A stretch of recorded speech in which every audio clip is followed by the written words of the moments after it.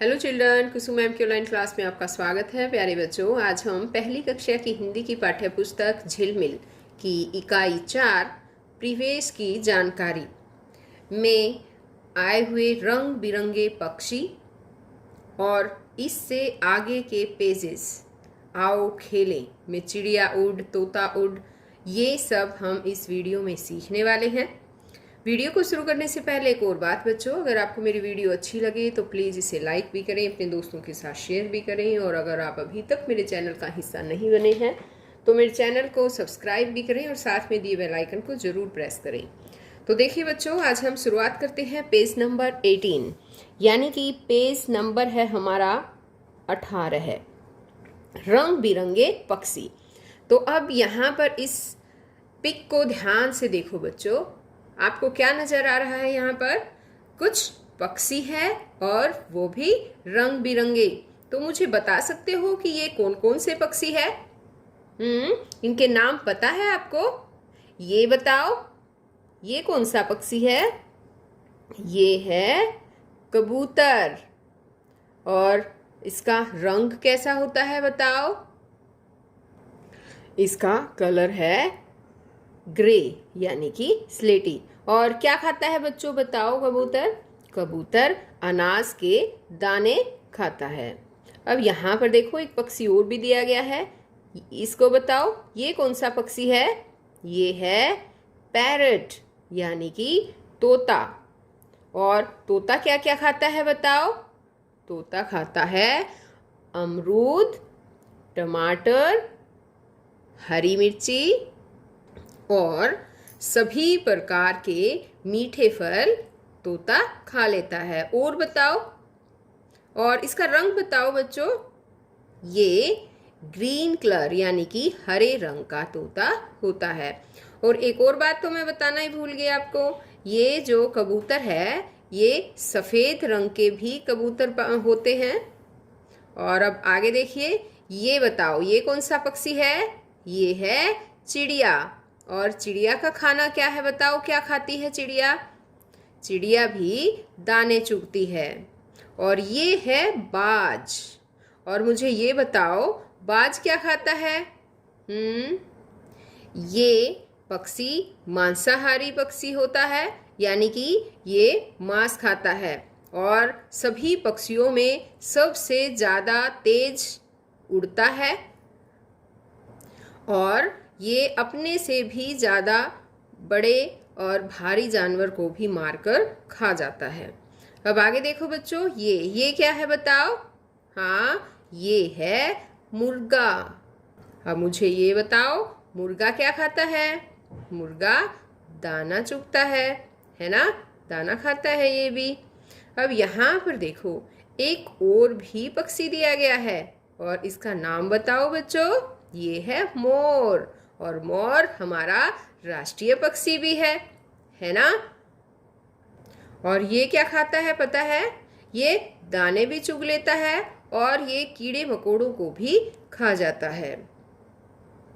अब आगे है ये पेज हमारा 19 और इस पर दे रखा है आओ खेलें। तो यहाँ पर देखो, सबसे पहले तो इस पिक को ध्यान से देखो, क्या नजर आ रहा है आपको? यहाँ पर अध्यापिका है, वो खड़ी है और बच्चों को कोई खेल खिला रही है ना? और यहाँ पर देखो, बच्चे गोल दायरे में बैठे हुए हैं। और कौन सा खेल है पता है? ये खेल है चिड़िया उड़ तोता उड़। और किस तरह से खेलते हैं इस खेल को? देखो, सभी बच्चे अपनी एक एक उंगली जमीन के ऊपर रखेंगे और यहाँ पर अध्यापिका जो है उनसे कहेगी कि जैसे चिड़िया उड़ तोता उड़, तो ये कहते ही जैसे देखो मैंने उंगली रखी, अब अध्यापिका बोलेगी चिड़िया उड़। चिड़िया उड़ कहते ही बच्चों को एकदम से उंगली को जो है जमीन से उठानी है। फिर तोता उड़, कबूतर उड़, मोर उड़, इस तरह से उंगली को उठाना है। और अध्यापिका बीच में ऐसे भी कह सकती है गाय उड़, तो कई बच्चे गाय उड़ पर भी उंगली उठा लेंगे। तो इस तरह से बच्चों ये खेल खेला जाता है। गाय कभी भी उड़ती नहीं है ना, तो ये वो बच्चा जो है वो गलती से उसने एकदम से उंगली उठा ली है, इसका मतलब वो उसने खेल से आउट हो जाएगा। इसी तरह से खेल चलता रहता है। फिर दोबारा से फिर ये खेल हम इसी तरह से शुरू कर सकते हैं। यहाँ पर तो देखो अध्यापिका ये खेल खिला रही है, लेकिन बच्चों ये खेल आप अपने दोस्तों के साथ भी खेल सकते हैं। जैसे इसी तरह से गोल दायरे में बैठेंगे नीचे और उंगली अपनी ज़मीन पर रखेंगे और फिर एक बच्चा कहेगा चिड़िया उड़, तोता उड़, तो इस तरह से। और बीच में अगर वो कहते भैंस उड़, तो भैंस तो उड़ती नहीं है, जिसने भी उंगली उठाई है वो गेम से आउट हो जाएगा। और इसी तरह से गेम चलता रहता है। तो बच्चों यहाँ पर आपको पता है ये सब करवाने का क्या मकसद है। यहाँ पर ये खेल खिलाने का मकसद है कि बच्चों आपको उड़ने वाले पक्षी और न उड़ने वाले पक्षियों के, जानवरों के बारे में जानकारी हो जाए। तो अब देखो ये खेल यहाँ पर क्या लिख रखा है, चिड़िया उड़, तोता उड़, कबूतर उड़, मोर उड़, कौवा उड़, बगुला उड़, गाय उड़। तो इस तरह से ये गेम आपको भी सभी बच्चों को अच्छे तरीके से खेलना है। अब आगे देखो बच्चों, आगे यहाँ पेज नंबर है हमारा 20 और इसमें दे रखे हैं हमारे पालतू पशु। तो यहाँ देखो पालतू पशु क्या होते हैं पता है, जिन पशुओं को हम घर में पालते हैं उन्हें पालतू पशु बोला जाता है। तो सबसे पहले यहाँ पर बताओ ये कौन सा पशु है, हाँ बताओ शाबाश, ये है भैंस। और कैसा रंग होता है भैंस का, भैंस का रंग होता है काला।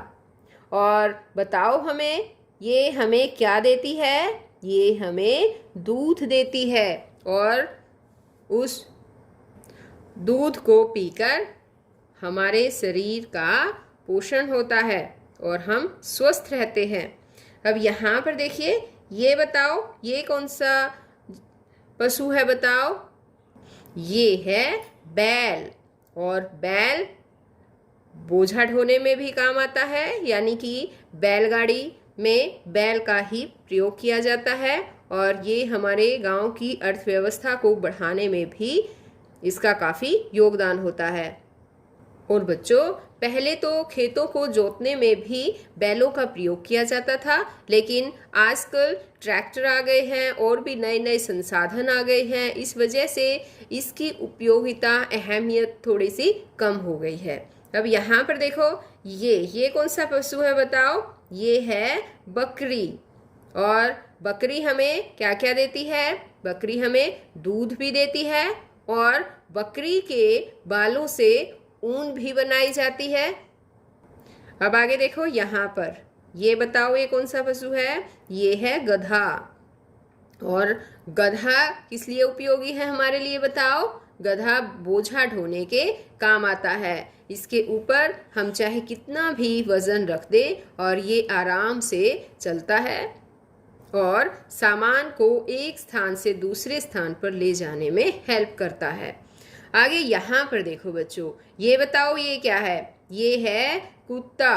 और कुत्ता हमारे लिए हेल्पफुल कैसे है बताओ, कुत्ता घर की रखवाली करता है और ये सभी जानवरों में से सबसे वफादार जानवर माना जाता है।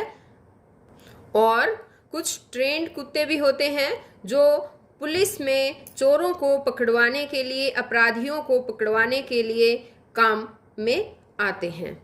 अब यहाँ पर देखो बच्चों ये क्या है, ये है गाय।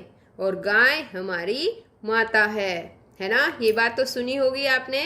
और गाय हमारे लिए किस लिए उपयोगी है बताओ, हमें गाय का दूध मिलता है और गाय का दूध सबसे ज़्यादा पौष्टिक होता है, अच्छा होता है। यानी कि गाय का दूध हमारे लिए सर्वोत्तम आहार माना गया है। गाय के दूध से घी भी बनाया जाता है और गाय के मूत्र को दवाइयाँ वगैरह बनाने में भी इस्तेमाल किया जाता है। और यहाँ पर देखो बच्चों, अब आप यहाँ पर ये बताओ ये क्या है, ये है भेड़। और भेड़ के हमारे लिए मतलब किस लिए उपयोगी है बताओ, भेड़ से जो है वो ऊन बनाई जाती है। यानी कि भेड़ से हमें ऊन प्राप्त होती है और जिससे सर्दियों के कपड़े बनाए जाते हैं। अब आगे देखो, ये बताओ ये कौन सा पशु है? ये है घोड़ा। और पहले पुराने ज़माने में तांगे होते थे और उसमें घोड़े का यूज़ किया जाता था। घोड़े उन तांगों को चलाते थे, लेकिन आजकल और भी यातायात के बहुत से साधन आ गए हैं, इसलिए तांगे अब बंद हो गए हैं। लेकिन कई जगह पर तो अब भी तांगे जो है वो देखने को मिल जाएंगे। घोड़ों की रेस करवाई जाती है, तब घोड़े उनमें हिस्सा लेते हैं और इनाम भी जीत कर लेकर आते हैं। अब आगे है पेज नंबर हमारा 21, यातायात के साधन। अब यहाँ पर देखो बच्चों, लिख रखा है सैर कराना जिनका काम, बोलो क्या है इनका नाम। दोबारा से बोलूं क्या? सैर कराना जिनका काम, बोलो क्या है इनका नाम। तो देखिए, अब हम यहाँ पर यातायात के साधनों के नाम जानेंगे। सबसे पहले ये बताइए ये क्या है? ये है साइकिल, है ना? और सभी बच्चों को साइकिल चलाना अच्छा लगता है ना? अब यहाँ पर देखो, ये है रिक्शा। और ये बताओ, ये है रेलगाड़ी। बच्चों को रेलगाड़ी में भी बैठना अच्छा लगता है ना बच्चों? आपको अच्छा लगता है? अब यहाँ पर देखो, ये है स्कूटर, लेकिन आजकल ये बहुत कम हो गए हैं और इसकी जगह बाइक ने और स्कूटी ने ले ली है। अब यहाँ पर देखो, ये है कार। और ये बताओ, ये क्या है? ये है बस। और ये बताओ बच्चों, ये पता है? ये है मेट्रो रेल। और ये मेट्रो ट्रेन बड़े शहरों में चलती है, जैसे कि दिल्ली में, कलकत्ता में, बम्बई में। ओके, अब यहाँ पर देखो, ये क्या है बताओ? ये है हवाई जहाज। और ये कहाँ पर उड़ता है, मुझे ये बताओ? ये उड़ता है आसमान में। तो बच्चों, इन सभी यातायात के साधनों के नाम आपको याद भी करने हैं और इनकी पहचान भी करनी है। तो हम आज इस वीडियो में केवल इतना ही सीखेंगे। नेक्स्ट वीडियो में मैं आगे इसी चैप्टर के 2 पेजेस और भी रहते हैं तो उनको समझाऊंगी। तो बच्चों, हम फिर मिलते हैं एक नई वीडियो में। तब तक के लिए बाय बच्चों।